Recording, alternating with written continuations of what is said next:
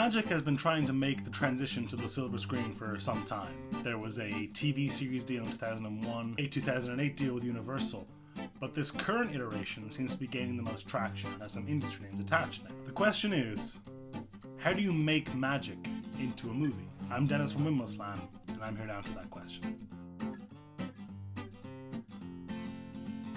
Making a non-movie product into a movie is always challenging and honestly often a disaster. Translating something like a book into a movie has a pretty solid precedent. These things have defined pacing and narrative structure, but we find that the looser the narrative structure, the more difficult it is to make the transition. Video game movies have a long history of doing very, very poorly. The only remotely successful adaptation that comes to mind is the Resident Evil series, and nowadays the games and the movies don't resemble each other at all. There are a couple of reasons for these repeated failures and hiccups, so let's take a look.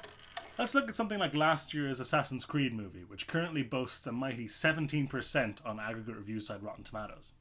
The games are much beloved, or at least were until the last title in the series, and the movie stars Michael Fassbender, Marion Cotillard, Brendan Gleeson, and Jeremy Irons, all of whom are respected actors. So where did it go wrong? Let's take a look at the director of the movie, Justin Kurzel. Assassin's Creed was his fourth movie, and his first three are all pretty well received. One of them has such a small budget that it's not even listed. His two others are made for $2 million and $15 million respectively. Comparatively budget by Hollywood standards. Assassin's Creed's budget clocks in at over $100 million. That's entering into blockbuster territory. They gave a huge IP and game franchise to what was, by most accounts, a relatively inexperienced and budget movie director. This has happened with other movies too. Duncan Jones, real name Zoe Bowie, son of the now late David Bowie, directs a movie called Moon for $5 million and it's well received. He then directs Source Code for $30 million and it's well received. His third movie, bam, Warcraft, $160 million budget.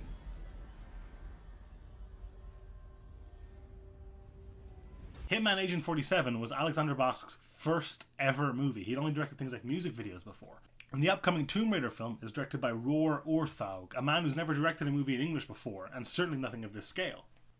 Why throw so much money and effort into a movie and then skimp on the director? I'm not saying these all need to be Spielberg movies, nor am I saying that these directors aren't good. Almost all of them have stellar catalogues aside from the blips of their video game adaptations. Don't even get me started on Uwe Boll, a director whose video game adaptations were so widely panned by critics that he trained himself as a boxer to invite those critics to fight him so that he could beat the crap out of them. Now, this isn't always the case, mind you. Mike Newell directed 4 Weddings and a Funeral, Harry Potter and the Goblet of Fire, Donnie Brasco, and over a dozen other movies before he directed Prince of Persia, which was a massive flop. Even given a proper director, there is another issue at play here, which is a loose adaptation. You love Magic, I would assume, based on the fact that you are on TCGplayer watching this video. And I love Magic too. You're probably going to go see a Magic movie, out of curiosity at least. How do you sell that movie to non-players though? You can't just make it a totally true to Magic product. If that would appeal to them, these people would likely be playing Magic already. This is where things get difficult. The balance between satisfying current fans and drawing in new fans is a very, very difficult and I would say nearly impossible one to strike correctly. I think this is where a lot of these franchises fail. I firmly believe, and this is going to sound harsh, that the movie should not aim to satisfy fans of Magic. We already love Magic. We're already sold, so to speak, on the game. I'm not saying it should actively seek out to upset us. The Magic movie shouldn't be set in a high school with Zac Efron playing Jace, but we are not the core audience of the movie. I think a Magic movie has to pull in new people in a way that isn't outright offensive to the enfranchised players. So no, we're not going to get a movie about the brothers' war between Urza and Mishra. And no, we're probably not going to get a spin-off Netflix series about the Weatherlight Saga. We're probably going to get a movie that focuses on the Gatewatch. And honestly, probably focuses on Jace and Chandra at the forefront, fighting some big bad. Maybe it's Nicol Bolas or the Eldrazi or whatever, something like that. Or we're going to get a movie that isn't really tied to Magic that much. Maybe it's a new Planeswalker, a new character who discovers their spark through a traumatic thing, and these characters that we know and love have cameos. Maybe this character visits Theros or visits Ravnica.